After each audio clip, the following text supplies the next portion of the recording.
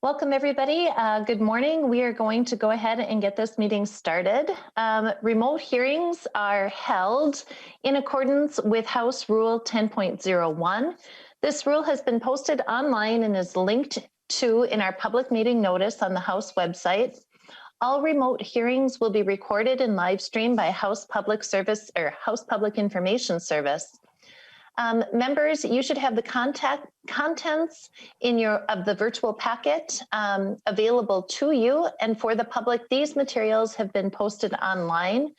Members, if you're looking for the items now, they are located in the calendar event that Ms. Burt sent out. To get on the list to be recognized by the chair, members using the Zoom interface have the ability to raise their hand via the app, and Ms. Burt will place your name on the list to be recognized. Brittany, would you please take the roll? Chair Davnie. Present. Vice Chair Sandstead. Present. Representative Krisha.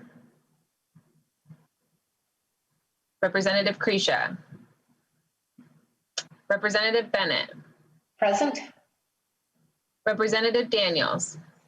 Present. Representative Dameth. Present. Representative Drazkowski. Present. Representative Erickson. Present. Representative Feist. Present. Representative Jordan. Present. Representative Marquardt. Present. Representative Mueller. Present. Representative Richardson. Present. Representative Thompson. Thompson, present. Representative Wolgamott. Wolgamott, present. Representative Jean. Representative Zhang. Representative Joachim. Present. And that is the roll, and we do have a quorum. Thank you very much. With our present, we will move on to our minutes. Representative Feist, have you had an opportunity to review the minutes from Wednesday, February 24th? And if so, would you like to move approval of those minutes? Yes, Madam Chair, I have reviewed them and I so move the minutes. Very good. Any discussion? All in favor of approving the minutes, say aye. Aye. Opposed, same sign. And the minutes are approved. Thank you very much. Chair Davnie, welcome to the committee. Would you like to make a motion to move House File 1312 before the committee to refer to the Tax Committee? Madam Chair, I move House File 1312 be before the committee to be referred to Chair Marquardt's Tax Committee. Very good. Your bill is now moved. Please briefly describe your bill. It's a simple bill, Madam Chair. House File 1312 eliminates an obsolete reference to the wind energy production tax from the county apportionment deduction applied to general education aid. Whew, that's a lot. Very good. Is there any discussion to this bill? Representative Krisha. Mr. Chair, appreciate the bill. Just curious, any chance this might be a vehicle bill that we're voting on? Chair Davnie. Could be. Representative Krisha.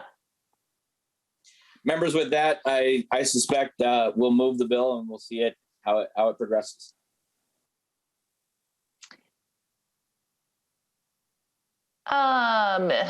Okay, Chair Davnie renews his motion to refer House File 1312 to the Tax Committee. Is there any discussion to the Davnie motion? Hearing none, would the clerk please take the roll? Chair Davnie. Aye. Vice Chair Sandstead. Aye. Representative Krisha. Aye. Representative Bennett. Aye. Representative Daniels. Aye. Representative Dameth. Aye. Representative Drazkowski. Aye. Representative Erickson. Aye. Representative Feist. Aye. Representative Jordan. Aye. Representative Marquardt, Aye. Representative Mueller, Mueller votes yes. Representative Richardson, Aye. Representative Thompson, Aye. Representative Wolgamott, Aye. Representative Zhang is not present. Representative Joachim, Yes. and that provides 16 ayes and 0 nays. Thank you very much. In that case, the motion passes and House File 1312 is on its way to taxes. Representative Davnie, would you like to make a motion to move House File 1313 before the committee to refer it to the tax committee? Madam Chair, I so move. Very good. Chair Davnie, please briefly describe your bill. Thank you, Madam Chair, and members, thank you for that last vote on 1312. House File 1313 eliminates obsolete provisions calculating local option aid and levy for fiscal year 2020. Is there any discussion to this bill? Representative Kresha. To Representative Dabney, Chevy or Ford? Representative Davnie. American and union made, Representative Kresha. Representative Kresha. Thank you. And again, members, I recommend we move the bill. Very good. With that, let's take the roll. Chair Dabney, Aye.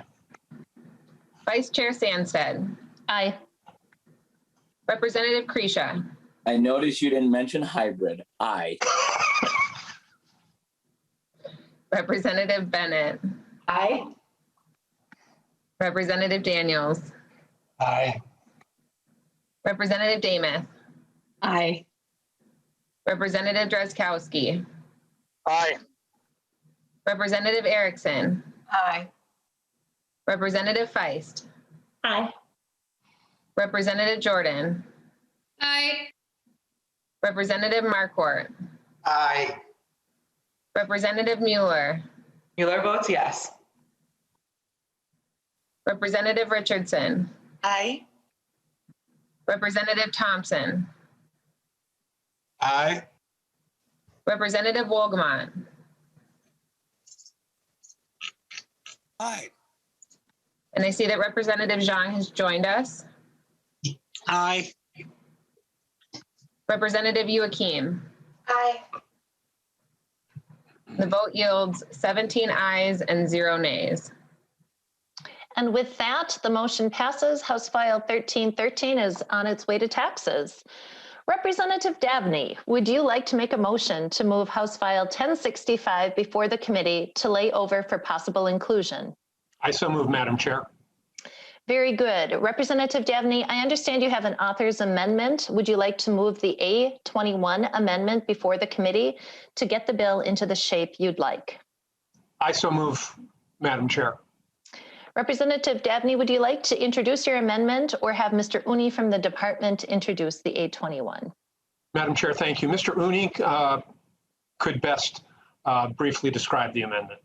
Very good. Mr. Uni to the A21, please. Madam Chair, committee members, Representative Davnie, my name is Adosh Uni. I am the Director of Government Relations for the Department of Education. Thanks for the opportunity to briefly describe the amendment to the bill. In the first portion, lines 1.2 to 1.11, this makes technical clarifications to language establishing the temporary library legislative advisory group.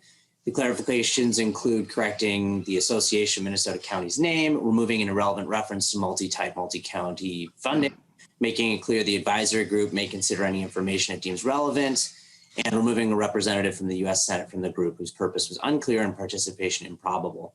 In the second portion of the amendment, it just makes clear, so this is line 1.12 to 2.17, it adds specificity to the Pelsby appropriation to clarify that of the total appropriation, $1 million per year is for the Collaborative Urban and Greater Minnesota Educators of Color grants, and approximately $750,000 per year is for mentoring, induction, and retention incentive programs for teachers of color. The overall appropriation remains unchanged. Thanks. Thank you, Mr. Uni. Members, any questions to the A21?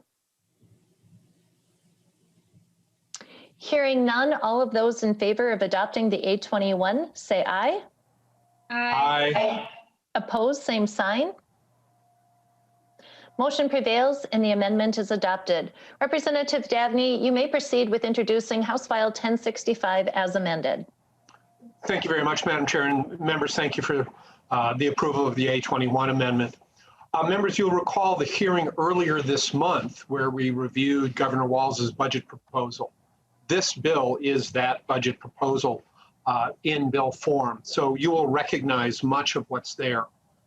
This has been a difficult and challenging year for Minnesota students, families, and educators, and we have a greater responsibility even than usual to respond with the resources that those students and educators need to better meet the needs of those children and families. It's a moral responsibility of ours. We also have a responsibility, of course, to be smart and strategic about those investments. The measures and steps that we can take now can really help students bounce back more quickly post-pandemic. So the House File 1065 emphasizes a couple of very important opportunities that we can provide to students through their schools. Expanded summer learning. We know that many students have been challenged learning in either distance or hybrid modalities, getting them back as best we can, as safely as we can, into summer programming will be a great opportunity for them to get the education that they've been hungering for. The little ones, preschool for 4 and 5-year-olds, is important to make sure that they are as prepared as they can be to hit kindergarten and make things happen there. But we also know that many students have been challenged with mental health concerns during the pandemic. The isolation too many have experienced has been hard on them. So House File 1065 provides additional resources for mental health care to make sure that students are well and whole as they approach the new school year. Also, one of the significant gaps we know exists between lower income students and middle class and wealthier students is opportunities to get out in the community, particularly after the pandemic has kept us behind closed doors, and see and experience and touch and feel. So House File 1065 envisions a $10 million supplemental funding for field trips, for getting kids out of doors and out of their homes and into museums and parks and places for activities, opening up their worlds. Lastly, we recognize through House File 1065 that financial stability for our schools is critical. We need to make sure that the programs that were there last year when the doors closed and things went to distance learning, those programs are going to be there again as schools safely reopen. And that those school staff are there because they're the ones who make the magic happen. So House File 1065 includes pandemic learning loss, pandemic enrollment loss support for schools so that they can maintain those programs and those staff. Madam Chair, with me today is Deputy Commissioner Mueller. She'll walk through the presentation of the Due North Budget Plan, and then Mr. Rooney and Ms. Yetter will walk us through the bill. So if you could recognize Deputy Commissioner Mueller at this time. Very good. Thank you, Representative Davnie. Good morning and welcome to the committee. Deputy Commissioner Mueller, please identify yourself for the record and proceed. Thank you very much. My name is Heather Mueller. I'm a Deputy Commissioner with the Department of Education, and we really appreciate your willingness to hear our budget bill. I'll be walking through a quick overview of our budget recommendations, and then our Government Relations Director, Adosh Uni, and our Finance Director, Terry Getter, will be walking through the specific language with the committee. As we think about education in general, one of the pieces that we always start with at the Department of Education are our commitments to equity. And the most important thing is that we continue to center our students in every single decision that we make. And as we talk about the budget, the one thing that we know most is that where we put our money is a reflection of what we value.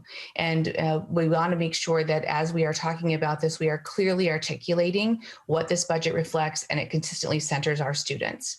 When we talk about the governor's education and Lieutenant Governor's education plan, we know that we have a bold vision for our future where every child thrives. And Governor Walz and Lieutenant Governor Flanagan's Due North education policy is really focused on making Minnesota the best place for children to grow up, and our schools play a critical role in reaching those goals.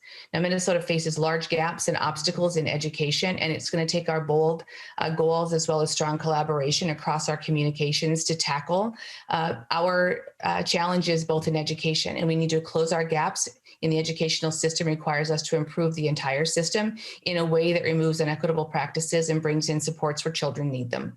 A world-class education requires that a student-centered approach that removes structural barriers, provides the very best teacher workforce, and reflects the students in our classrooms and creates safe and welcoming environments in every school in Minnesota.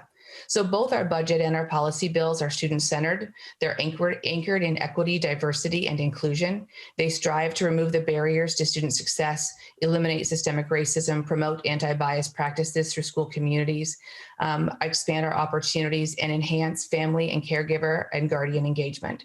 We believe that educational access and our equity and opportunities are the foundational principles upon which education must be built. And we celebrate many successes for our students, and we also face some of the largest gaps in opportunity and achievement for our Black students, our students of color, our Indigenous students, and for students who also receive special education services. Across Minnesota, students cannot access or participate in opportunities because of where they live, because of the color of their skin, because of their abilities, because of their zip codes, or because of their property wealth in their community. Our students deserve our best, and they must be engaged in an educational experience that honors their individuality and ensures that they have life options once they graduate. So this is why our budget and our policies consistently reflect our dedication to partnering with students, families, educators, and schools as we ensure access, participation, and representation for every student in their school setting. As we think about funding a 21st century education, we also need to consider what it looks like. We can go ahead and move forward, please. Thank you. What it looks like in making sure that we are meeting the needs of our students. And so first, we're going to talk about making sure that we are increasing the general education formula, 1% and 2.5% of the general education formula. Our current per pupil funding is roughly $6,567, and an increase to $6,633 in fiscal year 22 and $6,799 in fiscal year 23 gives an opportunity to really increase our support. It links to compensatory, sparsity, transportation, sparsity, ECFE, non-public and non-public transportation, as well as shared time. As we think about improving our equalization, we also need to consider what that means for our school districts across the state of Minnesota. And improved equalization is needed as equalization levels erode over time and as they've been outpaced by our growing tax bases or increases in property values. And so having the opportunity to tier this process and really look at not only the local optional revenue is being equalized, but also thinking about how it is we support those operating referendum and being equalized as well. As we think about our special education cross subsidy, it's really important that we are cognizant of the fact that we need to hold a special education cross subsidy at a hold harmless or hold that line per student. And so that means that our subsidy continues to grow. Between fiscal year 2009 and fiscal year 2019, our state special education aid per student increased from $1,149 to $1,815, and the cross subsidy per student increased from $648 to $808. The cross subsidy is the unfunded cost of special education for our students who also receive special education services. which school districts and charter schools need to cover using unrestricted general education resources. As the cross-subsidy continues to grow, school districts and charter schools have fewer resources available in their general education fund to maintain quality education programs and to improve the achievement of all of our students. As we think about the cross-subsidy for our students who are also receiving English language services, we know that this has increased from 6.3% of the total enrollment to 8.3% of our total enrollment. The current EL funding covers about 1/3 of our total EL costs, and the cost subsidy is estimated at $123.5 million for fiscal year 2023. And that's about 2/3 of the cost of funding EL services. And so we need to ensure that as we are thinking about making consistently holding and supporting our special education cross subsidy and meeting the needs of students who are receiving special education services, we also need to be doing that same thing for students who are receiving English language services as well. When we think about looking at building a world-class education, when we think about that, that means that in this particular instance, we're talking about maintaining voluntary pre-K seats, Indigenous education for all, and ethnic studies are being added to our standards as well as our curriculum. When we talk about VPK seats for fiscal year 2021, the statewide cap on participation in the VPK and School Readiness Plus programs was roughly 7,160, which enabled 10.9% of our 4-year-olds to participate. Now the cap is set to eliminate 4,000 current seats, thereby reducing the program to 3,160 participants, or about 4.8% of our eligible 4-year-olds for fiscal year 2022 and later. It's important to note that during the fiscal year 20 and 21 application cycles, unfunded requests averaged 6,000, making the seat demand for these programs over 13,000 statewide. In the area of ethnic studies, we are looking to ensure that ethnic studies are embedded into our academic standards to promote racial equity, reduce implicit bias, and encourage curricula that recognizes the complex history and contributions of communities of color and Indigenous communities and the impact of racism in the United States. According to the National Conference for our State Legislators, Washington, Nevada, Illinois, California, and Maine have already embedded ethnic studies into their standards. When thinking about education, Indigenous education for all, every Minnesotan, whether Indigenous or not, should be encouraged to learn about the distinct and the unique heritage of American Indians in a culturally responsive manner. Every Minnesota student has the opportunity then to learn about tribal history, culture, treaty rights, contemporary tribal and state government institutions and relations, and the contributions of our American Indian tribal nations and urban Indian and Indigenous communities across the state of Minnesota. And so this gives us the opportunity to support the funding of tribally endorsed, historically accurate, culturally embedded curricular resources, and supports a partnership with our tribal nations and Indigenous education communities. In looking at supporting our moving forward with looking at a safe and nurturing and welcoming environment, we know that that means we need to look at our student support personnel, providing multi-tiered systems of support grants, and developing and supporting the Equity, Diversity, and Inclusion Center in our trauma-informed instructional practices. Specifically talking about our student support personnel, in fiscal year 2017, Minnesota had just one school counselor for every 659 students. Minnesota's student to counselor ratio was 45% over the national average of 455 students per counselor, and only 4 states has a higher student to counselor ratio than the state of Minnesota. This will give us the opportunity to not only expand access to counselor services, it also gives us the opportunity based on local discretion and decision to identify if they need a counselor, a social worker, a school psychologist, a school nurse, or a chemical dependency counselor. And it really helps to build the support around our students to ensure that they can continue to have the model that they need and reduce the ratios that we have across the state of Minnesota. In a multi-tiered system of support, the way that we think about that is not only in the lane of academics, but is also around behavior and social emotional learning. It's a triangle that you essentially cut right down the middle. And so we are looking at expanding grants to districts and charters to implement the framework to deliver those academic, social, emotional, and physical health services to students based in individual tiers of 1, 2, and 3. It also gives us the opportunity to expand the capacity to support the implementation of a multi-tiered system of support.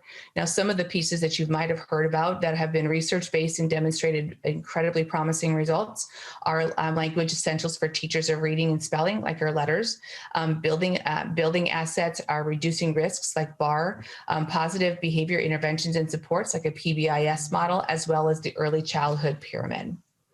In order to be able to do this work and continue to be able to expand the support of multi-tiered systems of support, then we know that we also need to increase some of the work we have within our regional centers of excellence. So this would give us the opportunity to expand positions within the regional centers of excellence and have a position at the Department of Education that works across divisions to support multi-tiered systems of support, because every single division within the Department of Education has an impact not only on students and staff, but also really helps to reinforce not only the academic, but the social, emotional, physical, and mental health and well-being of our students. Finally, in this particular area, looking at ensuring that we are supporting trauma-informed grants, which is roughly a $4 million one-time appropriation, which gives us the opportunity to build a professional development model, build resources to be able to help to support districts across the state and charter schools across the state, and ensure that as we are working and partnering with students, as we are moving forward from this pandemic, that we have the ability to be able to support our staff and their ability to help to be able to support our students. And so this is another really important component that we're going to be able to provide for our students in a safe and nurturing environment. As we consider looking at making sure that we also have a caring and qualified educators in across the state, we know that we need a statewide teacher mentoring program, we need to have educator career pathways, and we need grow your own expansions. When we're talking about teacher mentorship, we know that in the very first 3 to 5 years of an educator's professional life, that those years are incredibly important to be able to support. And when there are teachers who choose to leave the profession, it tends to be in those first 3 to 5 years. We also know that we have districts across the state who do not have the funding capacity nor the human capacity to be able to implement a mentor program to be able to help to support staff who are new in their work. And so this gives us the opportunity to build a model that supports districts who do not have a mentor model to be able to support people who are new to the profession. And also it gives us the opportunity to differentiate that support, not only in what we are doing for every single new teacher who are supporting through this new teacher mentor model, but also gives us the opportunity to differentiate based on individual needs, looking at our teachers of color and Indigenous teachers in partnership with some of the work of our TOCATE partnerships. In looking at Grow Your Own, we know that we have a number of educators who are in our schools now who need to be able to have support in going back to school to get their to get their teacher license and to be able to be an educator. And so this gives us a new pathway to be able to provide tuition scholarships or stipends for eligible Tier 2 licensed teachers, education assistants, culturally liaisons, or non-licensed employees who are of color or American Indian and are enrolled in an undergraduate or graduate level course that's part of a board approved teacher preparation program leading to a Tier 3 license. So this would be another aspect that we would be adding to our Grow Your Own. Also, we recognize that in addition to needing to diversify the educator workforce, and the diversification of that educator workforce is incredibly important because we know it is not only good for our students, our Black students, our students of color, and our Indigenous students, but it is also very good for our white students. And so that is one aspect that we need to be able to grow. The other piece is that we need to be able to consistently grow our education profession in general. As an education system, we have built a number of different pathways into the pillars of that support our economy. And we also know that we are losing interest in people choosing to go into the education profession. And this is one of the best professions, right? Speaking as an educator, this is one of the best professions in the world. And we need our students to know that their access and ability to be an educator can begin in your high school years. And so building the pathway just for education in general, and then also looking at the grow your own components to ensure that we are also expanding our Black teachers, our teachers of color, and our Indigenous teachers. Looking forward, at that expanding access, specifically at opportunities, gives us the opportunity to think through specifically full service community schools, expanding rigorous coursework for our BIPOC students, our the use of our MDE Equity, Diversity, Inclusion Center and anti-bias training, our non-exclusionary discipline professional development, and American Indian education. When we're looking at the full service community schools, we know that schools are established to meet the needs of students and communities they serve, and they provide those wraparound services. It is a research and evidence-based practice that has been able to support students not only in their academic success, but also in their social, emotional, mental health, physical, and helps to support not only them, but their families. And so this gives us the opportunity to fully engage in those high quality learning opportunities and wrap our services around our students and their families. Expanding rigorous coursework for our BIPOC students, as well as not only looking at that by a demographic perspective, but also by a geographic perspective. We know that there are more than 1,000 secondary CTE programs across 342 school districts that prepare more than 180,000 students each year for careers and opportunities in Minnesota's major workforce industries. And we know that we have a disparity in those percentages of students in poverty, students of color, students who receive special education services, and students who receive English language services who are participating in these programs. Not only is that the barrier as we look at CTE coursework, but we also know that that barrier exists in our AP classes, in our concurrent enrollment classes, in IB, and in PSEO. And so ensuring that we are expanding these opportunities for our diverse student populations so that they access participation and representation of our students, student population is reflected in these courses, and that also geographically our students have the opportunity to participate in these courses as well. Looking at continuing to think about non-exclusionary discipline policies. One of the things we talked about yesterday in our policy proposal and recommendations was the need to have non-exclusionary discipline. One thing that was identified within that is that in that work, it is incredibly difficult work, and we need to be able to provide the professional development and support around that. And that is what this is for. We know that moving forward with a non-exclusionary discipline policy means that we need to do our work differently. We do have 40 districts across the state who have done this work in partnership with the Department of Education and the Department of Human Rights.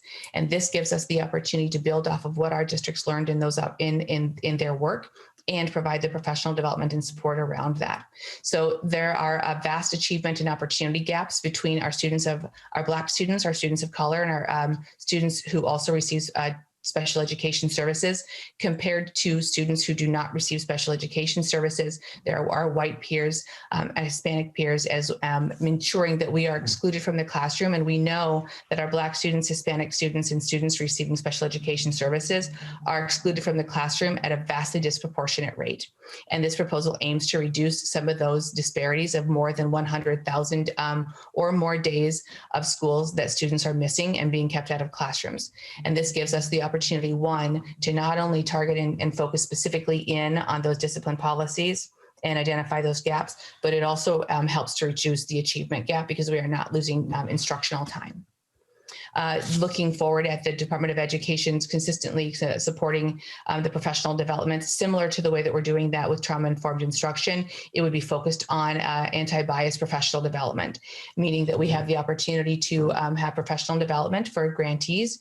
It will be a train the trainer model. They would have support around that. It would be the development of those resources and then the support of those resources as they are utilized in our school districts that are participating in this grant. In our next piece, we want to talk specifically around American Indian education. In this tribal package, what we're really thinking about is the early learning package, which helps tribal nations work with their families in Greater Minnesota. It gives grants to the 11 tribal nations to increase family engagement and education, increase language and literacy outcomes through language revitalization, enhanced teaching practices, and efforts to support teacher diversity.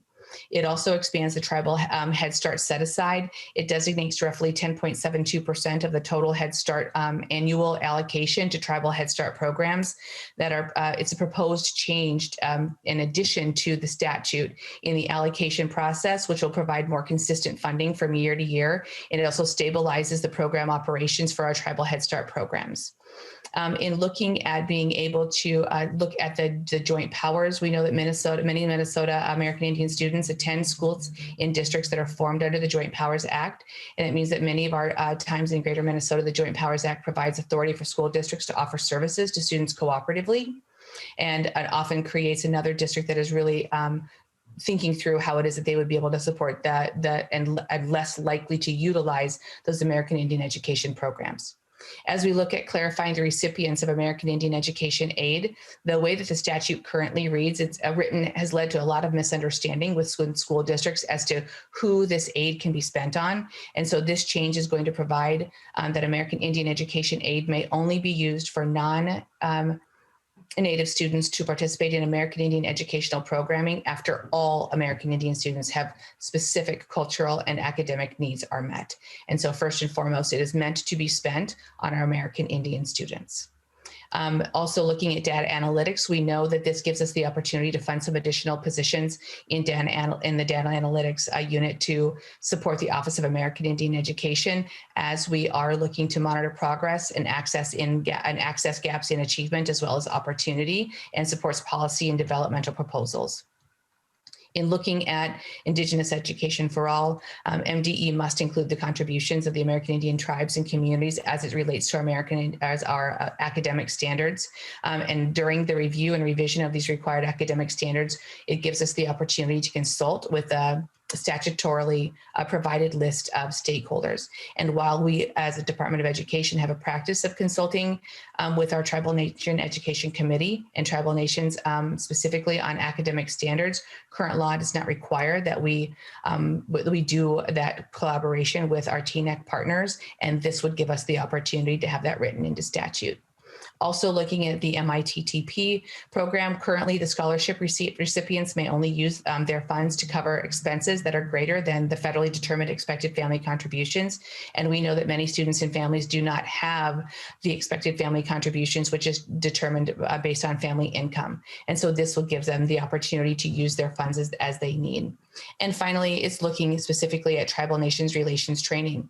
We know the work and partnership that we have between our Minnesota government and our tribal nations governments, and the recognition of that partnership and the history and the work that we need to be able to do to not only support our government to government relationships, but also to ensure that we are able to support our American Indian students with a solid understanding of where we are and how we can continue to partner with our tribal governments. And then looking at expanding language access for families. We know that if at any point in time we have known that we have struggled with being able to consistently communicate to all of our communities, right? And ensuring that beyond printing any type of translated or having any material specifically in English, we also need to have translated materials. We know that we have school communities across the state of Minnesota who do not have the funding or the human capacity to be able to do that. So this would be able to help to provide services to be able to support that work for school districts who need that support, as well as ensures that we are creating a way for us to have those translated materials coming specifically out of the Department of Education and support our public engagement with our families. in looking at EdFi and modernizing our data submissions. We know that in our leadership, we need that we have put forward technology that was initiated under the implementation of the 2016 All Kids Count Act, which required the department to report graduation rates, the results of the Minnesota Comprehensive Assessments, as well as having additional information detailed by the ethnicities for students of color and American Indian students. And the implementation of EdFi has been funded thus far through a federal grant, which ended on December 31st of 2021. Without the increased funding, progress is going to be paused in the implementation of the EdFi system overall, as well as the implementation of the All Kids Count Act will essentially pause, and the efficiencies and advantages of EdFi will not be realized. And so this funding would give us the opportunity to ensure that it is fully funded over a 10-year period. And finally, looking at any reductions that we may need to be thinking about as a department and thinking about statewide is we know that we need to be thinking about the way that we are funding our MCAs. And so prior to the MCA for implementation in fiscal 22 and fiscal year 23, we can utilize a greater percentage of federal funds to pay for a statewide assessment contracts. And so this can only be accomplished though for these 2 years. And so that is one place, as well as looking at our college entrance exams and reimbursement. And this program reimburses school districts and charter schools for the cost of one nationally recognized college entrance exam per student who wishes to take the exam and is identified as receiving free or reduced price lunch and is unable to pay. And with that, I'm going to hand it over to my colleague, Adosh Uni. Thank you, Commissioner Mueller, and welcome back, Mr. Uni. Madam Chair, again, Adosh Uni, Director of Government Relations for the Department of Education. Appreciate the opportunity for the ability to walk through HF 1065. I'm just going to give a brief intro. We'll walk through the individual sections and the articles, and in the appropriations sections, we'll just highlight the items that have new funding or those two last cuts you saw. We won't talk about any of the items that are ongoing program funding. So with that, I will pass it over to Finance Director Terry Yetter for the beginning of our walkthrough. Thank you, Mr. Uni. Ms. Yetter. Thank you, Madam Chair and members of the committee. My name is Terry Yetter. I'm the School Finance Director at the Department of Education. And I will start with Article 1, which is the General Education article. Sections 1, 4, 7, and 20 all pertain to the recommendations for the department to retain a portion of the district allocation for state-approved alternative learning programs to provide funding for administrative oversight and coordination of these programs.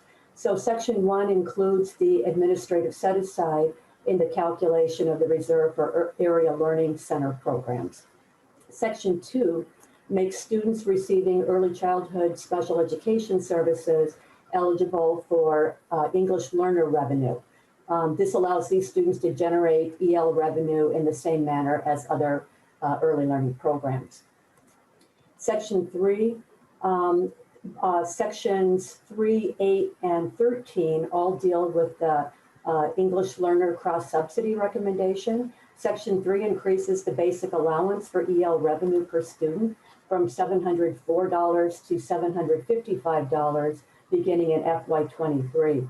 The concentration formula per student is also increased from $250 per student to $536.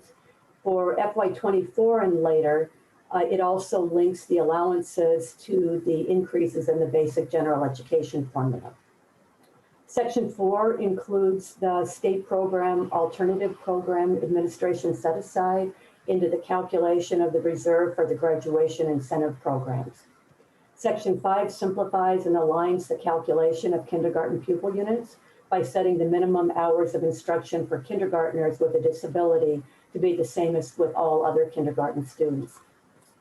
Section 6 eliminates language in the compensatory revenue statute associated with the expiration of the voluntary kindergarten program, which starts in FY22. For Section 7, this includes the state-approved alternative program administrative set-aside into the calculation of the average general education revenue that's used for learning year pupil units. For Section 8, this increases the EL concentration factor from 11.5% to 16.8%. And this is associated with the concentration allowance increase from Section 3. Section 9 increases the general education formula allowance by 1% in FY22 and 2.5% in FY23. Section 10 links the extended time revenue allowance to the basic education formula allowance beginning in FY24.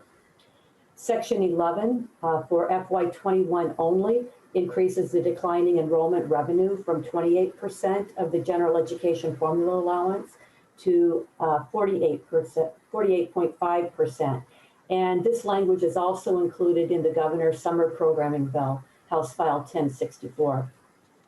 The section also strikes language related to the voluntary pre-kindergarten seats that are set to expire.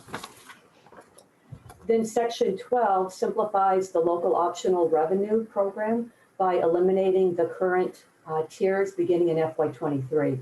It improves the equalization by calculating the levy share using an equalizing factor equal to the greater of $844,600 or 123% of the statewide referendum market value tax base per pupil. And it also increases the revenue for FY24 and later by the rate of growth in the general education formula allowance.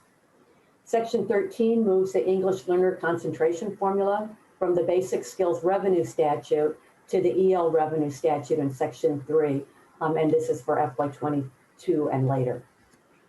Section 14 makes technical changes and removes obsolete language in the compensatory revenue use statute. Section 15 requires at least 80% of compensatory revenue to be spent at the generating site, and this is up from the current law of 50%. Section 16 requires districts to provide details on the functional areas on which compensatory revenue is spent. Section 17 for FY23 and later simplifies the referendum revenue calculation by combining the two tiers of equalized revenue into a single tier. Section 18 for FY23 and later, the referendum equalization sets the equalizing factor for the single equalized tier as the greater of $554,300 or 85% of the state total referendum market value tax base per resident pupil unit. Section 19 for FY23 and later, referendum equalization aid equals the difference between the revenue and the levy. This removes a separate calculation for the two tiers. Section 20 transfers the 0.5% of the basic general education aid generated by students participating in state-approved alternative programs to the department to provide the administrative support and program oversight. Section 21 corrects a year reference used in the calculation of tax increment financing adjustments that are made to school districts, state aids, and levies. And then Section 22 is the FY21 general education aid appropriation change for the current year obligation of the one-time FY21 declining enrollment recommendation. It also makes the changes for the November forecast-based appropriations. And then Section 23 is the appropriation section for both the general education aid program and the other programs that are included in Article 1. This includes not only the base forecast appropriations for these programs, but also includes the recommended increases in general education aid for the formula allowance, the EL cross subsidy, simplifying the referendum and LOR levies, the enrollment decline, and then the early childhood alignment for the EL funding. And with that, I'll turn it back to Mr. Uni. Thank you, Ms. Yatter. Mr. Uni. Madam Chair, committee members, thank you again. Adosh Uni, Department of Education. I'll be covering Article 2 and Article 3 and then passing it back over to Ms. Yetter. Article 2, Education Excellence. The first section adds Indigenous education as a required instruction area for Minnesota schools. Section 2 adds to the academic standards requirement that all standards processes must have a focus on Indigenous people and people of color within and beyond the United States. Section 3 adds Indigenous education to the social studies standards and sets expectations for Indigenous education curricula. Section 4 requires the commissioner to engage in formal tribal consultation and consult with the Tribal Nations Education Committee as part of the academic standards review process. Section 5 adds Indigenous education standards to the revision review statute, requires that Indigenous education standards be consistent with recommendations from the Tribal Nations Education Committee, requires that ethnic studies must be included in the review and revision of all academic standards, and also changes the physical education review cycle from beginning in 22-23 school year to the 26-27 school year. Section 6 adds Indigenous education to the social studies credit graduation requirements. Section 7 requires school boards' long-term strategic plan to include identifying for their districts a list of K-12 materials that accurately reflect the diversity of Minnesota.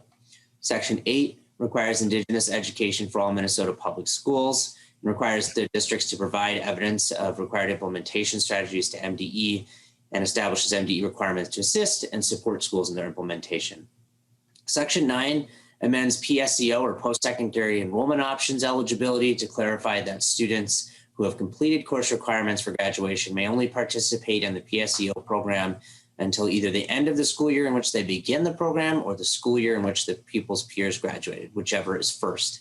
Section 10 establishes the online learning program fee administration account under the special revenue fund, and this appropriates money to MDE for administration costs from that revenue fund.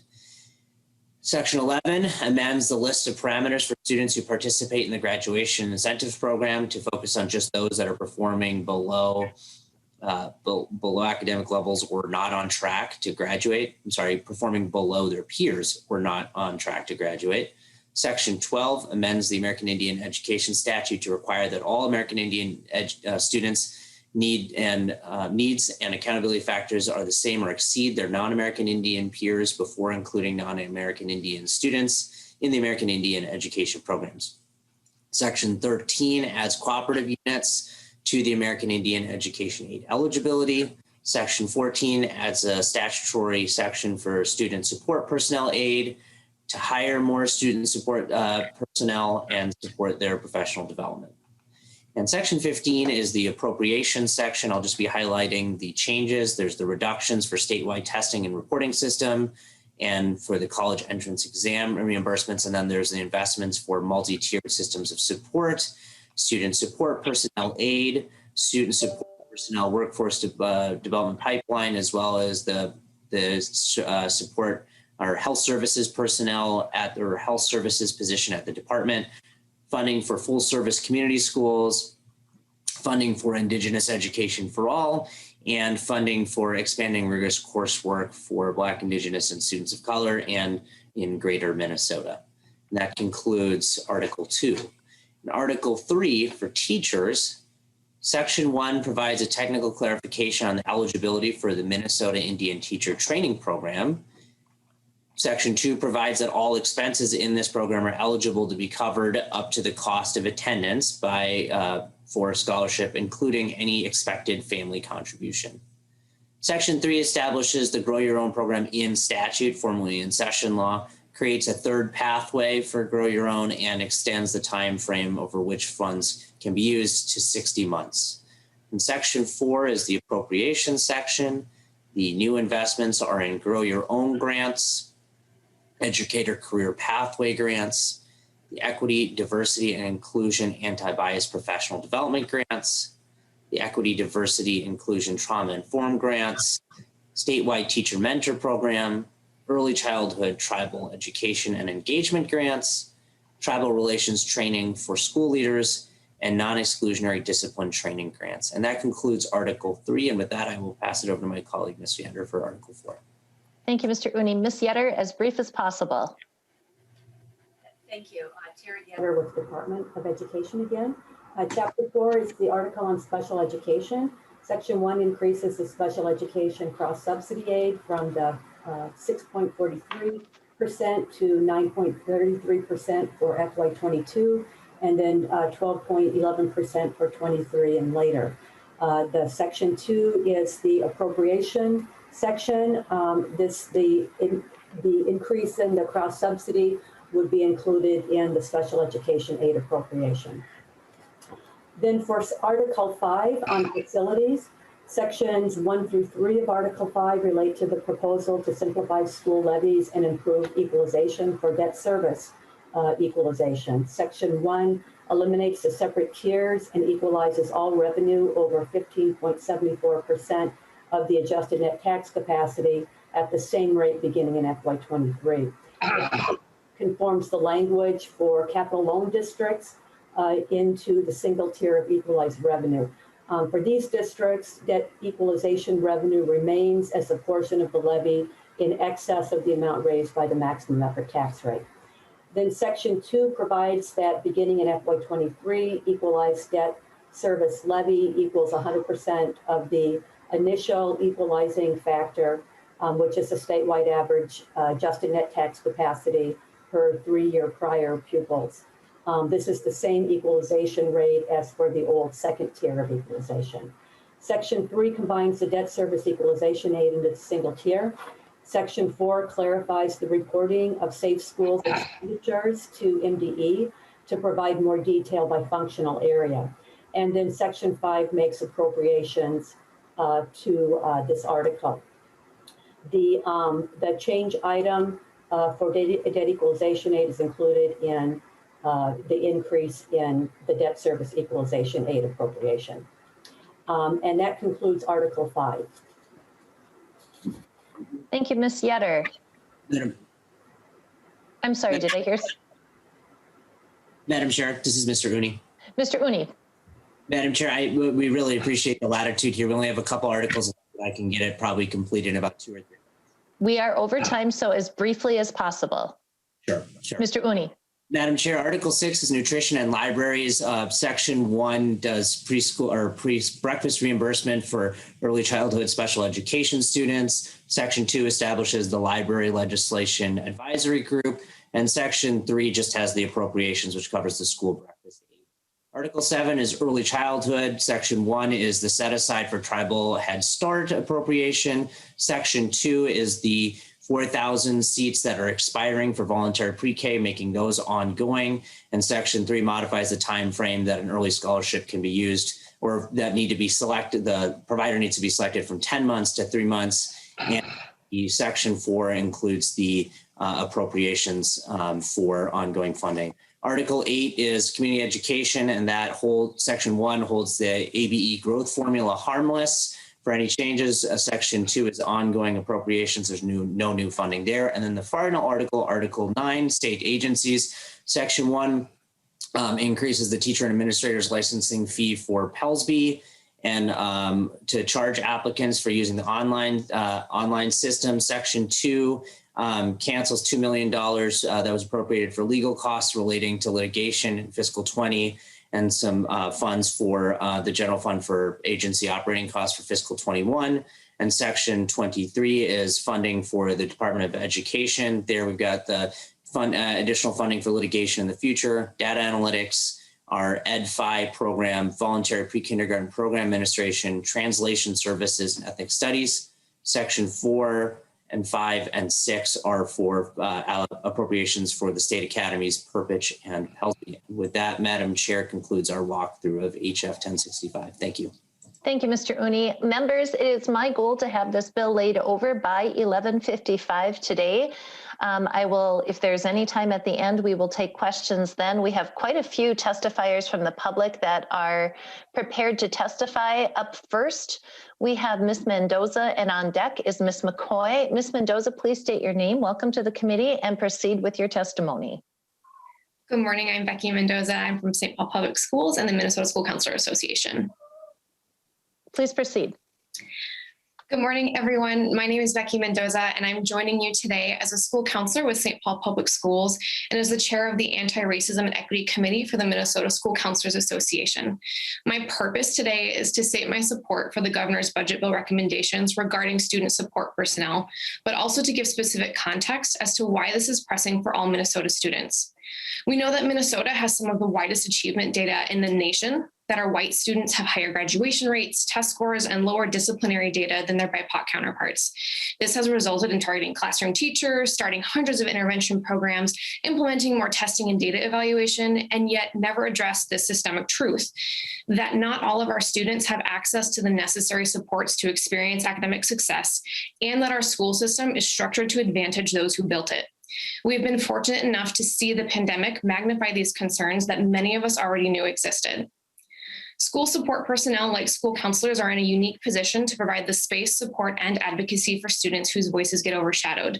One example I can bring you is from the last few weeks.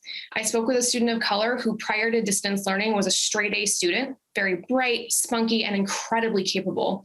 Their academic performance in distance learning has been the opposite, failing every class. We talked about how classes were going, why they felt that was happening, who could support them, if they felt comfortable talking to their teachers, and why this mattered to their future.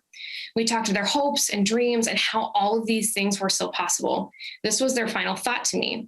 Ms. Mendoza, I have no one else to talk to about this. You are the first person who asked me how I felt about my classes without judging me for failing the classes I know I can pass. Thank you for asking me and making me hopeful about finishing high school. This is one of many conversations I've had with my students, and I am in a school that has a team of 5 counselors. SPPS has prioritized counselors within their district.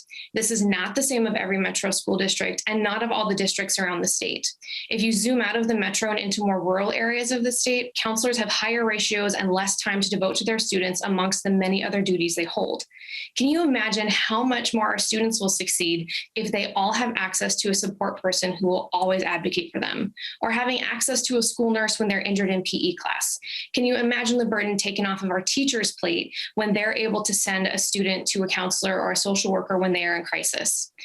These recommendations from the governor are one step in the right direction. We have so much more work to do, but I'm hopeful that this will kickstart the change our students desperately deserve. Thank you for our time and attention, and I welcome any questions that you have. Thank you, Ms. Mendoza. Up next is Ms. McCoy. On deck is Ms. Cole. Welcome to the committee. Please identify yourself and proceed.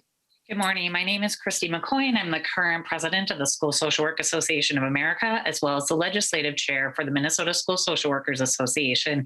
And I've been practicing as a school social worker for 17 years in St. Paul schools. Proceed. Thank you. This past week, it has been reported that our nation has reached over 500,000 lives lost as a result of the coronavirus. More alarmingly is that within these numbers, the disproportionality of lost lives within our Black, Indigenous, Latinx, and other communities of color is almost double the rate of white Americans. What this means is that these numbers represent the loss of loved ones for many of our students and families we serve. Thus, the trauma and grief associated with losing a loved one is only one of the many factors impacting our students' emotional and physical well-being today. Pre-COVID research showed that 1 in 4 children had been exposed to at least one traumatic event in their lifetime. Today, every one of us has been impacted by the trauma of this pandemic in varying degrees, including our youngest learners. In addition to mourning losses, students are also navigating social isolation, food and housing insecurity, parental job loss, racialized trauma associated with the increased acts of violence in our communities of color, and dealing with school transitions. Thus, in order to effectively mitigate the detrimental effects of this public health crisis, it requires a comprehensive, integrated approach to holistically address the mental health needs of our students. Exposure to traumatic events like the pandemic, especially during a child's early years, can adversely affect a child's sense of security, attention span, memory, and ability to process information. It can create inconsistent school attendance, as we have been seeing over this year, and can lead to poor outcomes later in adulthood. School social workers have witnessed firsthand how unresolved grief and loss, persistent anxiety and fears has overwhelm the capacity of our students to cope, impacting their educational experience. I personally have observed increased suicidal ideation, feelings of hopelessness, and the effects of unrelenting anxiety on my students' ability to learn. On behalf of MISWA, I urge you to support House File 1065, which includes critical funding that student support services personnel within Minnesota schools to mitigate the effects of COVID-19. One of the elements of this legislation is not only funding the school-employed school personnel like school social workers, but creates a workforce development initiative to increase the number of school support personnel each year. The value of investing in school-employed personnel like school social workers is that we can respond to crises and needs in the moment because we are embedded in the school community. School social workers are uniquely trained to assess student needs, overall functioning, provide therapeutic and crisis management services, advocacy for our children, working with families and connecting with them with vital community services, and facilitating professional development for our school community on topics like stress and mental health. Research has proven that school social work interventions are effective in helping children and adolescents obtain the skills to problem solve, improve peer relations, and improve interpersonal functioning and increase academic achievement. Students can't learn if their mental health and basic needs are unmet. So investing now in our children is an investment in their healing and recovery. While the needs are great, school social workers stand ready and support our students in every way that we can. Thank you so much for your testimony. Up next is Ms. Cole. On deck is Ms. Stately. Please state your name for the record and proceed.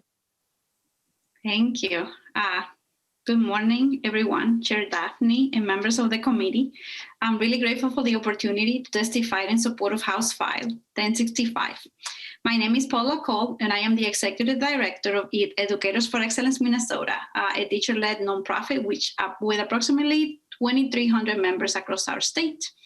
Our members are united around a common vision of an excellent and equitable education system that offers all students the opportunity to succeed while also elevating the teaching profession.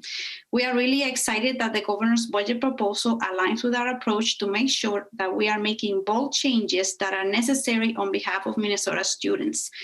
We are really happy to support the following provisions in House File 1065, and there's a lot of them, but I chose to focus on only two.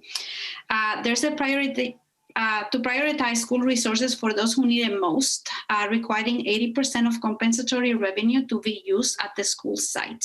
We encourage members to go further and require that compensatory revenue be used on evidence-based practices that demonstrate increased student achievement and eliminate the poverty cap, which harms schools with high numbers of students of living in poverty as measured by their eligibility for free or reduced price lunch. These provisions are included in Representative Fi's House File 1144. And I want to tell you a little bit, I like to always come here with a little bit of a personal story because I know you've spent quite a while, your work is very technical. And I am a former teacher. I'm also a parent of a 4-year-old. And I can tell you now that as she gets ready to enter kindergarten, she already knows how to read in 2 languages and count to 120, which are standards for first graders. Sadly, her peers, when they enter in September, are not going to be at the same level. And the reality is that I already know, I don't know who her teacher is going to be, but I already know that that teacher is going to be struggling to differentiate instruction for students at all levels. And this is why having the funding that we need to support interventionists, reading and math specialists, and also lower class sizes is very, very crucial to ensure that we can grab that gap from the very, very beginning. I also want to say that we are very grateful for your support of Grow Your Own programs in this bill. I hope to see it come through to ensure that we can increase teacher diversity in Minnesota, but also through mentorship so that those teachers of color are able to be successful and stay in the classroom. Thank you so much for the opportunity to testify today. And I'm always happy to connect either one of you with a teacher who lives in your district to discuss anything related to education. Thank you. Thank you so much, Ms. Cole. Up next is Ms. Stately on deck, and I apologize for the wrong name if I mispronounce, Ms. Wambeka. Please state your name for the record and proceed. Mr. Chair and committee members, I am Ramona Quito Stately, Director of We Are Still Here in Minnesota, a project of the Native Governance Center, a St. Paul-based nonprofit. I am also the president of the Minnesota Indian Education Association, an enrolled member of the Santee Sioux Nation, and educator, most recently in the Osseo Area School District for 15 years. I thank you for the opportunity to provide brief testimony in support of certain provisions in House File 1065. The We Are Still Here project, comprising Native American and non-Native volunteers from a wide spectrum of backgrounds, is working to make the public narrative about Native Americans and tribal nations more accurate and visible in education and pop culture. Among the many important Indian education and Native American related provisions in this bill and the governor's policy bill, there are two on which we especially encourage the committee's support. First, we urge your support of Indigenous education for all. Most school children are exposed to only a very limited and often inaccurate portrayal of Native related subject matter. It is widely admitted in education circles that most educators feel unprepared to teach Native American topics and are self-conscious about the gaps in their knowledge. This proposal would give school districts and educators better tools for instructing both non-Native and Native students about the state's Indigenous peoples, their history and culture, the important contributions which Native Americans have made and are still making in the state, and the contemporary lived experience of Native communities.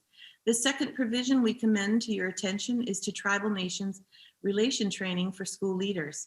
Minnesota's 11 tribal nations are located throughout greater Minnesota. They enjoy mutually beneficial collaborations with other governmental bodies and private sector partners. And tribes are leading employers in their respective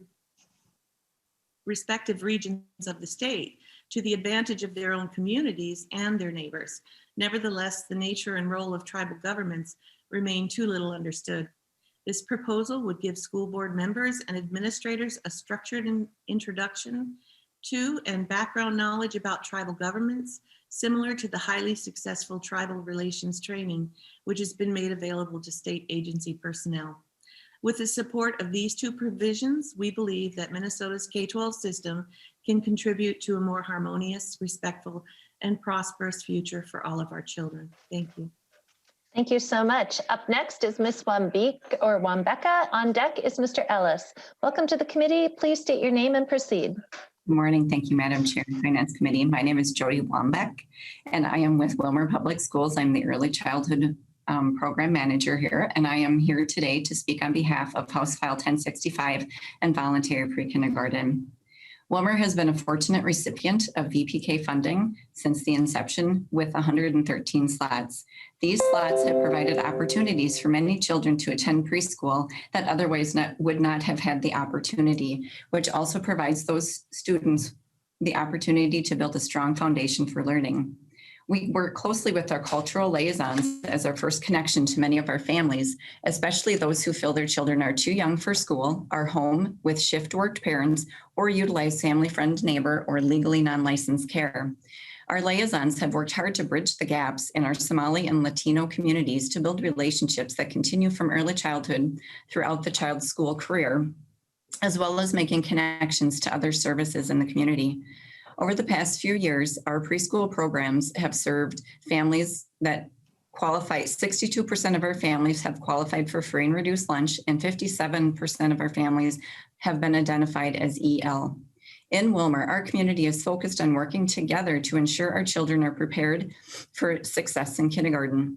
As the school-based early learning program, we work closely with providers in our community to support children and families. Willmar has several parent-aware rated early childhood programs, whether they're private preschools, childcare centers, or family childcare. What that means for us as the school-based program, we're very intentional in our outreach to families who enroll in VPK. All families can register. However, we prioritize students based on need. We also work very closely with our early childhood family ed program to provide parent support through our parent partner program that aligns a parent educator with families who need additional supports. And this year, in the year of COVID, we've also started a program called Parent Pointers, which are weekly parent ed videos that are on all of our preschool classrooms, Google Classroom for parents to view. And with the multiple learning plans we have been in throughout the year, we have seen gains with many of our children. However, we've seen the least amount of growth in social emotional development. We're working on addressing supporting students in our school-based programs such as VPK by collaborating with school staff to ensure our students achieve these skills. For us to offer the programming we do, we blend the multiple funding streams that we are fortunate enough to get. But when and if one of those funding streams is removed, the program has to readjust and would put the burden of the cost on the parents' shoulders, which many would be unable to afford the tuition, which would then widen the achievement gap. Thank you so much for your time. Thank you very much. On deck right now, or up next is Mr. Ellis. Please state your name for the record. On deck is Ms. Christine Osorio. Welcome to the committee and proceed. Good morning, Madam Chair. Committee members, Kevion Ellis from Education Minnesota, and on behalf of our 80,000 plus members from across the state, I would like to just touch on a few of the provisions in the bill today. So to begin with, we support full service community schools, which provide wraparound services to meet the needs of students and markedly improve graduation rates. We also support the investments in mental health, trauma-informed aid, and the expansion of student support personnel. We also support teacher mentoring grants because, as we all know, new teachers have had a suboptimal student teaching experience, to say the least. And we need to provide them with we need to provide them with more supports to retain and grow them. Regarding teachers of color, this is an area of the bill where we hope that the legislature can make a stronger investment. While we support the increase in Grow Your Own programs, the Coalition Increased Teachers of Color and American Indian Teachers supports $80 million in investments. This is based on the meeting the demand from prior grant proposals, so we know that there are people out there who would benefit from this. And with that, I would just like to thank the committee today and turn it back over to you, Madam Chair. Thank you very, very much. Up next is Ms. Osorio. On deck is Mr. Avalar. Please state your name for the committee and proceed. Good morning. Thank you, Madam Chair. My name is Christine Tucci Osorio, and I am the superintendent for School District 622, which is North St. Paul, Maplewood, Oakdale, and parts of several other communities. I'm here to speak today just to advocate for a reduction in the cross subsidies for EL and special education funding. As you know, cross subsidies are the portion of the expenses that we face that we have to pay out of different funds because we don't get enough reimbursement for them. I want to speak specifically, you hear a lot about the cross subsidy in special education. I'd like to speak specifically to the cross subsidy in EL for English language learners. As you know, we've seen a dramatic rise in ESL participation in programming throughout our state. Lots of students and families learning English as an additional language. And one of the issues and problems that we have is that the formula for EL funding has not been adjusted in many, many years. It's not kept pace with the rate of inflation. Another issue that's out there is that one EL learner is not like another. They require different programs. And so there's no differentiation in the funding formula for the types of students. In EL, we talk a lot about SLIFE students, students with limited and interrupted formal education. And that's a student that often will come to us without literacy skills in their home language either. And so there's a different kind of need and level of support that needs to go into place for that. And we really have to remember that there's some layers of accountability that do exist in EL services as well. We have some federal accountability that's come out through the ESSER programming. And we also have in our own state plan, which states that by the year 2025, we will have 85% of our EL learners on track with progress in their English development. And so these are not areas where it's just nice to do. We're all accountable for making gains in these areas, and we really need the funding to keep pace with inflation. One option would be a really helpful piece would be to just simply tie the EL formula to the general ed formula. Because then when there's an increase, that goes up as well, because there's a really huge gap in the amount of money that's being spent. And I'll just speak briefly from the metro area school districts. In the metro area school districts right now, the current rate that we are spending we're spending $129 million in the metro area to serve our EL learners, but we're only receiving about $36 million of that. I want to also just make one final point. I'm not going to get as much into special education because I think people understand the mandates that come, the legal obligations with special education. But I will remind everybody that our EL learners and our special education learners are also general ed learners. they're not separate children. They also need general ed services. And so we got to remember these are some extra supports that go into place. An area we are really focusing on in special education is cost containment. We don't want to continue to ask for more funding without figuring out better ways to do our work. Minnesota has some barriers there that probably could be addressed. One example is that we are allowed to do third-party billing for nursing services, occupational therapy. We are not for social work. We're one of the only states that isn't allowed to do that. So there are some places where there's some cost containment options there. But again, that cross subsidy is really affecting districts in our obligation and our important responsibility for serving our EL learners as well as our students with special education needs. And so I just want to really remind everybody of that enormous crushing burden of those extra costs without the reimbursement to manage those. Thank you so much. Up next is Jose L. Villar, and on deck is Deb Murr. Welcome to the committee. Please state your name for the record and proceed. Thank you, Madam Chair and members of the committee. My name is Jose Villar, and I'm the statewide director of youth programs for Unidos Minnesota, a grassroots nonprofit organization that works with our Latinx community on intersecting issues of education, climate, and immigration justice. I am here today to express my support for House File 1065, in particular on the ethnic studies provisions. As a youth worker and member of the Ethnic Studies Coalition that's been working with the Department of Education and many stakeholders, I believe that investing in our schools through the implementation of ethnic studies is crucial to having a more holistic representation of our history, one that honors the upbringing and lived experiences of all our students, regardless of their race, gender, zip code, or socioeconomic status.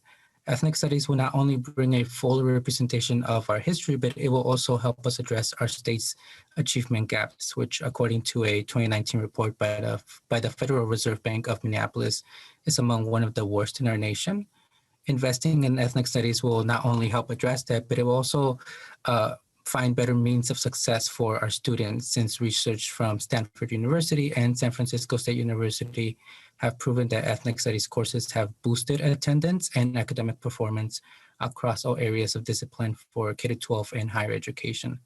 The added funds at the Department of Education for the fiscal years 2022 and 2023 will be crucial in accurately implementing ethnic studies in our schools in the state of Minnesota. And it will also give our communities clarity and a commitment from the Department of Education and the Governor's Office that we as a state must be moving towards a full representation of everyone's history. I truly believe that as a state, we can be leaders in this work and ensure that we do right by all our students, educators, and community members. Again, I urge the committee to support this bill and invest in our futures. Thank you again for the time. Thank you very much. Members, I have asked for additional time as we still have a fairly large slate of testifiers. We will have a hard stop today at 10 minutes after 12. Up next is Deb Murr. On deck is Cheryl Polzin. Welcome to the committee. Please state your name for the record and proceed. Madam Chair, members of the committee, my name is Deb Murr, and I serve as the president of the School Nurse Organization of Minnesota. We represent the licensed school nurses working in our schools across the state. We believe licensed school nurses are the bridge between health and education.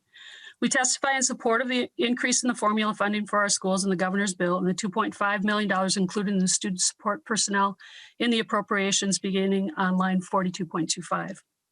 We have a recommended language change in 42.29 that refers to a school health services specialist. We recommend one of two possible changes: either change the school health services to specialist to a licensed school nurse, or include licensed school nurse as a criteria for this important position.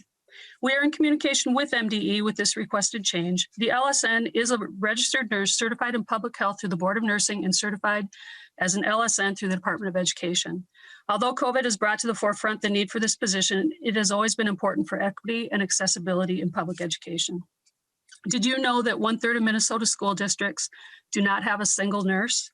This leaves many students without access to healthcare at school. Did you know that the current Minnesota law only requires a licensed school nurse if there are 1,000 or more students enrolled in the district?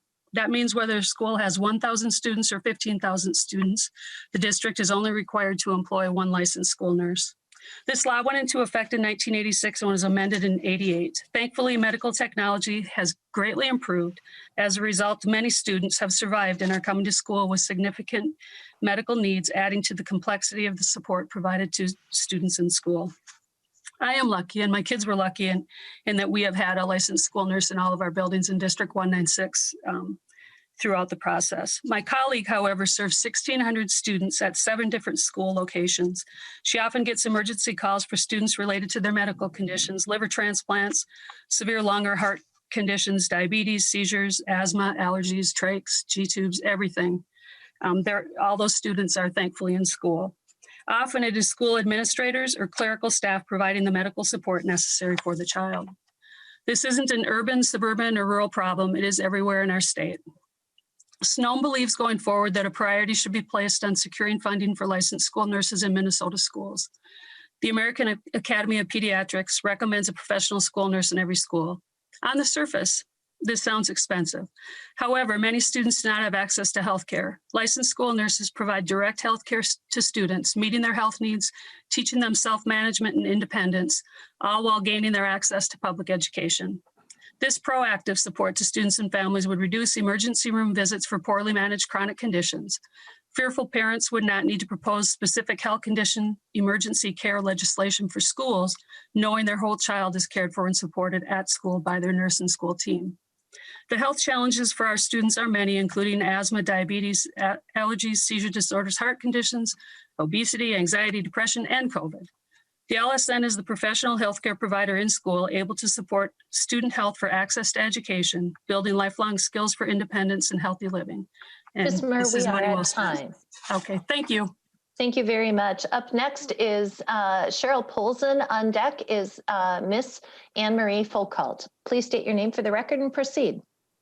Thank you, Madam Chair and members of the committee. My name is Cheryl Polson, and I currently serve on the Wayzata School Board and on the Board of Directors for the Minnesota School Boards Association. I'm here to speak to the critical need for the legislature to stabilize public education funding in this very unpredictable time. House File 1065 is a comprehensive funding bill that we greatly appreciate. I would like to address 2 areas. Article 1, Section 9 provides basic revenue, the largest portion of a district's budget. The bill proposes to add 1% to the formula in the first year of the biennium and 2.5% in the second year. Once again, we are grateful, although we had hoped for a 2% and 2% increase, providing more consistent funding. That said, we can't lose sight of the critical point. Quality education is not achieved by underinvesting. These dollars added to the basic funding formula are critical. COVID-19 has illustrated the critical role that our school districts play in the communities we serve. Certainly now, as students are returning to our classrooms, is not the time to limit our ability to provide the best possible education services. It is unfortunate that we continue to have the same discussion we've been having for almost 20 years. While we sincerely appreciate the funding proposed in the governor's bill, sadly, it won't be enough to meet the current needs of students and to achieve the goals of closing the achievement and opportunity gaps. In Wayzata, our annual budget increases between 2% and 3% each year due purely to inflation. This is a reality for all school districts. As cited in the 2020 MDE Finance Working Group report, since fiscal year 2003, basic general education revenue has lost 10% of its buying power, or $658 per student when adjusted for inflation using CPI. With schools being asked to do more than at any time in history, asking the legislature to provide stable, predictable funding commensurate with the critical mission placed in our care is only reasonable. The second provision to discuss is Article 1, Section 11. The declining enrollment revenue category was established in fiscal year 2015 to remedy lost per pupil funding due to fewer students. It acknowledges that unstable enrollment results in reduced revenue that does not always align neatly with the district's ability to adjust personnel and other annual operating costs. COVID-19 has caused districts to experience an unforeseen and sudden enrollment decline. Districts have increased costs such as developing and implementing in-person, hybrid, and distance learning models. Social distancing requirements and operating concurrent learning models often requires increased staff. While the governor's bill directs $25 million to partially fund declining enrollment, districts need more to balance budgets that were set pre-COVID. The MSBA Board of Directors passed a resolution last December urging the legislature to calculate fiscal year 2021 district enrollment by using either the number of students on October 1st, 2019, or the number of students on October 1st, 2020, whichever is greater. The calculation more closely aligns with the funding needed and is reflected in House File 4 as well. Ms. In Posey, closing, we are at time and I apologize to have to cut you off. that's all right. Thank you. Up next is Ms. Foucault, and on deck is Superintendent Lewandowski. Welcome to the committee. State your name for the record, please, and please proceed. My name is Anne Marie Fuqua, and I'm Superintendent for the St. Michael Albertville Public Schools. Good morning, Mr. Chair and members of the committee. Thank you for the opportunity to speak to you. I am speaking on behalf of Education Management Association, C, MREA, AMN, AMSD, MSBA, and MASA in favor of the equalization proposals in House File 1065, Articles 1 and 5. The governor's commitment of nearly $96 million this biennium and ongoing support into the future is the strongest statement on equalization in nearly a decade. We are very grateful to the governor for his support of this important concept and advocacy for students across the state. The governor's budget clearly points out the need for improvements in our equalization program. State aid once composed nearly 25% of district referendum and local optional revenue, but that has fallen to just under 9%. Likewise, the debt service equalization program has seen significant erosion. When first implemented in 1991, the program assumed nearly 12% of school debt service, but now the state picks up just over 2%. Directing the greatest amount of equalization toward local optional revenue aid produces the widest distribution of benefits to Minnesota school districts. Like STMA, over 100 school districts have only the 724 in local optional revenue and no additional voter-approved levies. Most equalization proposals concentrate solely on voter-approved levies, which precludes these districts from receiving any property tax relief. This proposal will provide low property wealth districts with relief whether or not they have voter-approved levy beyond their local optional revenue. The inclusion of an increase in debt service equalization is also crucial. Currently, only 23 districts with extremely high debt service qualify for debt service equalization. The governor's proposal would more than triple the number of districts that qualify for this program. Lastly, the proposal would simplify the referendum equalization program and index it to growth in statewide property wealth to make certain that the value of the equalization to taxpayers is not eroded. It would also benefit over 90% of Minnesota school districts as they would see a levy reduction. Further, it simplifies the levy system by collapsing tiers of equalization into a more straightforward and understandable system. STMA's situation is not unlike a number of low property wealth school districts. We are a growing district, and because of that, voters in the school district have had to dedicate a large portion of tax effort to building projects. Our property wealth is 37% of the statewide average, and we consistently rank at the bottom of school districts and general education revenue. The equalization increases in the governor's budget will provide greater tax fairness to property taxpayers at STMA and many other districts across the state. Thank you for your time and for the opportunity to speak on an issue that continues to be a source of unity in my community. House File 1065 truly puts students first and will help Minnesota students move forward. Thank you. Thank you so much. Up next is Elizabeth Rogers, who is stepping in for Superintendent Lewandowski. Welcome to the committee. Please state your name for the record and proceed. My name is Elizabeth Lodge Rogers, and I am the Assistant Superintendent of Intermediate District 287. Again, here on behalf of Sandy, who is unavoidably detained. Our intermediate district provides services to 11 West Metro districts. We serve some of the highest need students in the state, and I am representing all 4 of the intermediate school districts in the state of Minnesota. I really want to thank the committee for its focus on race equity, trauma, and student mental health. Our student population is 63% students of color, and many students are impacted by all 3 of your priorities.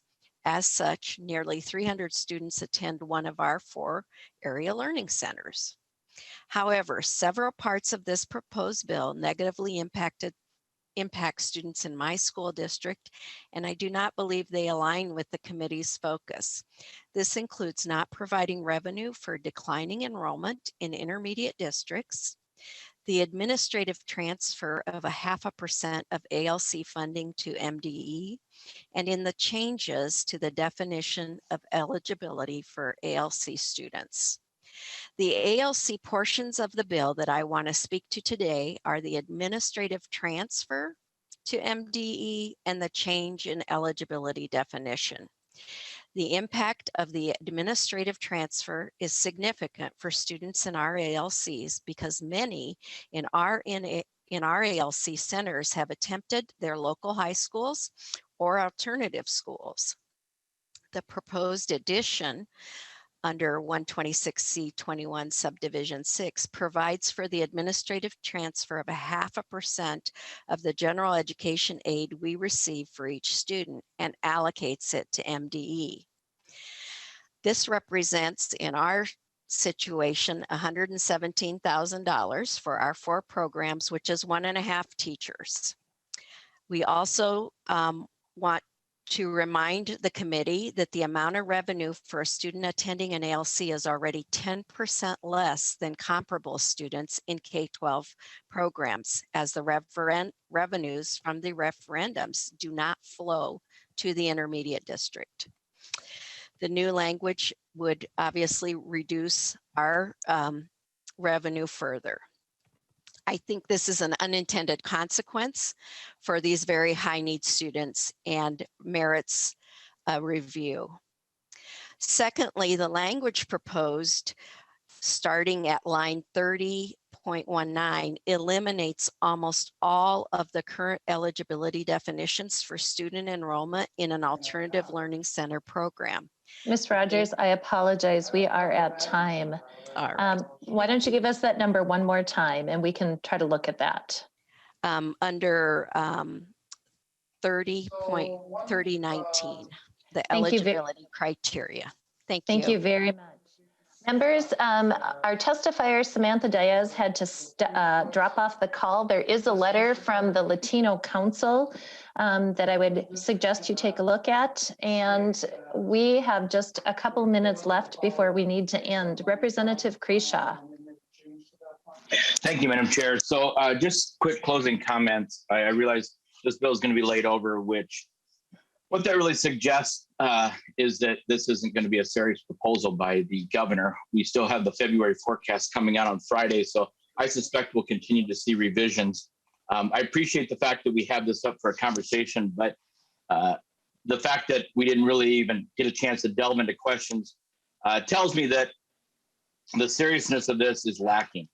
This bill really has no provisions to reopen schools, and that bothers me, that the governor continues to push that issue aside, or it suggests to me that the governor wants to continue to do this by himself and do it through executive orders. To all the education and superintendents presenting, what I didn't hear from you was a full in-depth analysis of all the mandates that are in here. There's a number of policy provisions that are not being considered even by the policy committee. So while they're out there and they're probably just conversation points, there is no seriousness in this, and I don't think this vote will ever be voted on by the House floor. So I appreciate the conversation, but just also wanted to bring light to the fact that I didn't see the seriousness to be included on this. Thank you, Madam Chair. Representative Creshaw. Representative Davnie, any closing remarks? Thank you, Madam Chair. Wanted to thank the committee and the testifiers for their time today.